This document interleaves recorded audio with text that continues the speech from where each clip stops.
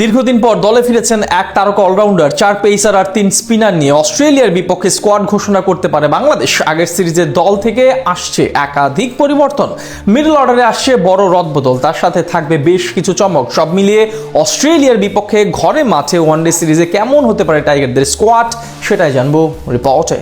প্রায় 15 বছর পর অস্ট্রেলিয়ার বিপক্ষে ওয়ানডে সিরিজ খেলতে মাঠে নামছে বাংলাদেশ ক্রিকেট দল। দীর্ঘ অপেক্ষার অবসান ঘটিয়ে অবশেষে 6 বারের বিশ্ব চ্যাম্পিয়নদের বিপক্ষে 50 ওভারের ম্যাচে দ্বিপাক্ষিক সিরিজ খেলার সুযোগ পেয়েছে লিটন মুস্তাফিজরা। তাই স্বাভাবিকভাবে বাড়তি সিরিয়াস পুরো দল। এই সিরিজের প্রস্তুতি নিতে জাতীয় দলের সবাই খেলছেন চলমান ঢাকা প্রিমিয়ার লিগ। সেখানকার পারফরমেন্সের উপর নজর দিয়ে তৈরি করা হচ্ছে স্কোয়াড, যেখানে আসছে বেশ কিছু পরিবর্তন। নিউজিল্যান্ডের বিপক্ষে সর্বশেষ সিরিজের স্কোয়াড থেকে বাদ পড়তে পারেন একাধিক তারকা ক্রিকেটার।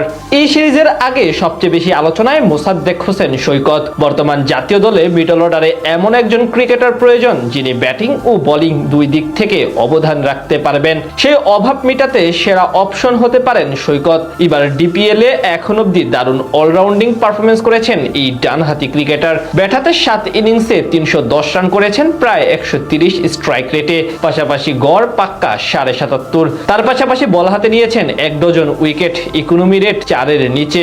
এমন পারফরমেন্সের কারণেই অস্ট্রেলিয়া সিরিজের আগে আলোচনায় এই অলরাউন্ডারের নাম। তার সাথে এই সিরিজে টপ অর্ডারে থাকতে পারেন তানজিদ তামিম ও সৌম্য সরকার। তামিম ব্যাট হাতে জাতীয় দল এবং ডিপিএল উভয় জায়গায় ফর্মে আছেন, সবশেষ ম্যাচেও হাঁকিয়েছেন সেঞ্চুরি। অন্যদিকে সৌম্য নিজের নামের প্রতি সুবিচার করতে না পারলেও জাতীয় দলের পারফরমেন্স একেবারে ফেলে দেওয়ার মতো না। তাদের সাথে আরো একবার ডাক পেতে পারেন ডানহাতি সাইফ হাসান।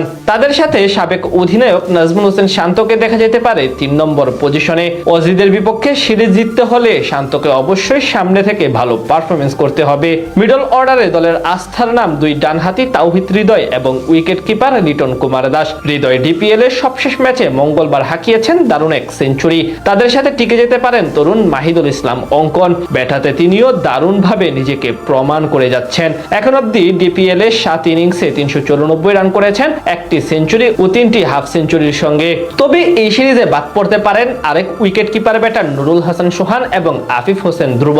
আফিফ জাতীয় দলে ফিরেও তেমন ভাবে পারফরমেন্স করতে পারেননি। অন্যদিকে সোহান ছিলেন অধারাবাহিক। স্পিন বিভাগে অবশ্য বড় কোনো পরিবর্তনের দিকে যাওয়ার সম্ভাবনা নেই নির্বাচকদের। বামহাতি তানভীর ইসলামের সাথে লেগ স্পিনার রিশাদ হোসেন ও অধিনায়ক মেহেদী হাসান মিরাজ দায়িত্ব সামলাতে পারেন এদিক থেকে।